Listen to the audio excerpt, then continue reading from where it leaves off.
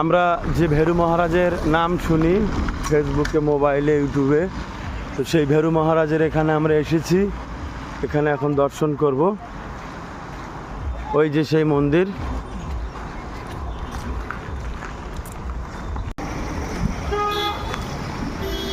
বলো ভেরুজি মহারাজ কি।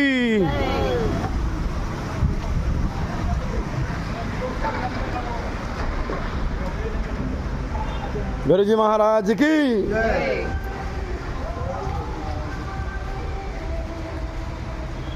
বাবা কি।